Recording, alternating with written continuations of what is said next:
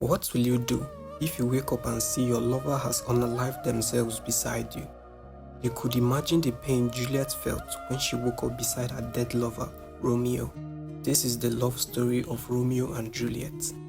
In the city of Verona, two families ruled over separate corners of wealth and pride, the Montagues and the Capulets. Their hatred for each other stretched back further than anyone could remember, an old wound that had never been allowed to heal. Servants brawled in the streets over nothing more than a name, and the Prince of Verona had grown weary of burying young men who died defending honor that served no one. Romeo Montague was a young man prone to heavy moods and heavier declarations of love. When the story begins, he is nursing a broken heart over a woman named Rosaline who wants nothing to do with him. His friends Benvolio and Mercutio tease him for his moping and drag him along to a masked ball that night, held at the house of their sworn enemies, the Capulets. It's reckless. It's also exactly the kind of thing Mercutio lives for. Across the city, Juliet Capulet is not yet 14. Her parents are already arranging a marriage for her to a nobleman named Paris, a match they consider generous and secure. Juliet has no strong feelings on the matter either way. She trusts her mother, adores her nurse who practically raised her, and has never had reason to want anything else for herself. That night at the Capulet ball, Romeo sees Juliet across the room and forgets Rosaline within the same breath. He crosses to her, uninvited and unrecognized behind his mask, and the two fall into conversation so quickly and so completely that by the time they share their first kiss, neither one has any intention of letting the night end there. It's only after, when each asks a servant who the other is, that they learn the truth. She is a Capulet, he is a Montague. It changes nothing about how they feel and everything about how impossible it now seems. Romeo can't leave. That same night, he sneaks into the Capulet's orchard and finds Juliet on her balcony, thinking she is alone, speaking aloud about how she wishes he weren't a Montague. He answers her from the garden below. What follows is the conversation that seals it for both of them. Not a flirtation now, but a decision. Before the night ends, they've agreed to marry, in secret, as soon as it can be arranged. Romeo goes straight to Friar Lawrence, a priest who has known him since childhood and who agrees to perform the marriage, not entirely out of romance, but because he hopes a union between a Montague and a Capulet might finally end the feud between the two houses. The next day, with Juliet's nurse acting as go-between, Romeo and Juliet are married quietly in the friar's chapel. No family present, no public vows, just the two of them and the priest who married them. Their happiness lasts less than a day. That same afternoon, Juliet's cousin Tybalt, a proud, hot-tempered young man, comes looking for Romeo, still furious that a Montague dared throw his face at the Capulet ball uninvited the night before. He finds Mercutio instead, and the two exchange insults until swords are drawn. Romeo arrives and tries to stop the fight. He had just married into the Capulet family and wants no part of this violence anymore. But Tybalt won't be reasoned with, and while Romeo is physically holding Mercutio back, Tybalt strikes beneath Romeo's arm and wounds him fatally. Mercutio dies, cursing both houses, and something in Romeo breaks. He goes after Tybalt, and in the fight that follows, kills him in the middle of the street. Word reaches the prince immediately.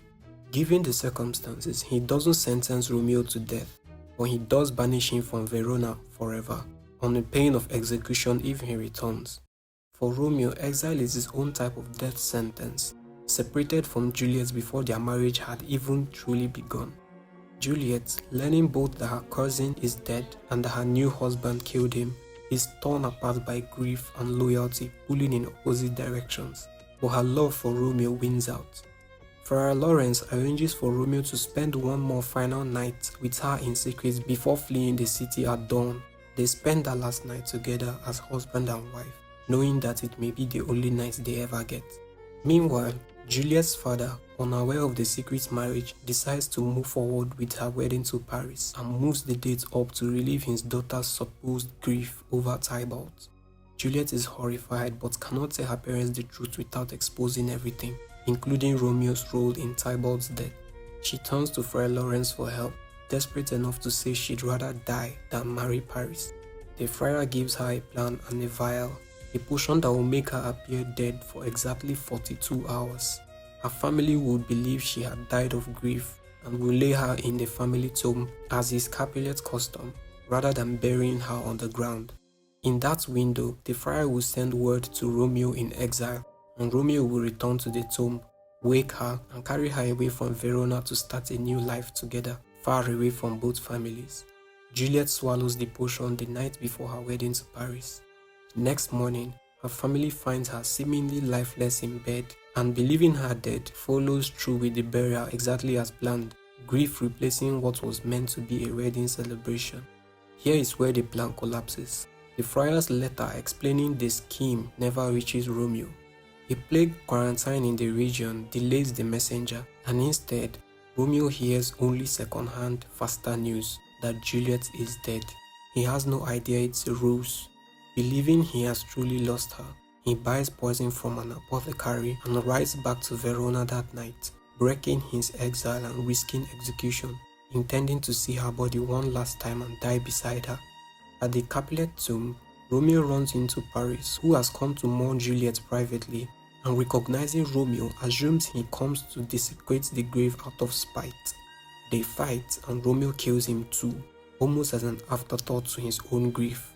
He drags Paris's body into the tomb, lays eye on Juliet's seemingly lifeless form, and, believing there is nothing left to live for, he drinks the poison and dies beside her. Moments later, Juliet wakes. The potion has worn off exactly as the friar intended, but instead of finding Romeo there to carry her to safety, she finds him dead beside her, the poison already finished. Friar Lawrence, who has just arrived in time to see this, begs her to flee with him before the guards arrive. Juliet refuses to leave Romeo's side.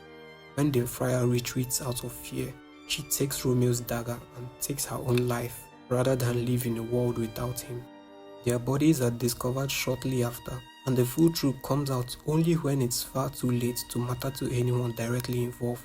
The secret marriage, the friar's plan, the missed letter, the chain of small failures that led two teenagers to die within hours of each other in the same tomb.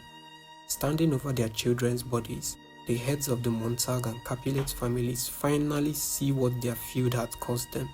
Devastated and ashamed, they agree at last to end the hostility between their houses, vowing to raise golden statues in memory of Romeo and Juliet as a permanent reminder of what their pride destroyed. The Prince of Verona closes the story simply. Never has there been any tale of sorrow more than this one, of Juliet and her Romeo,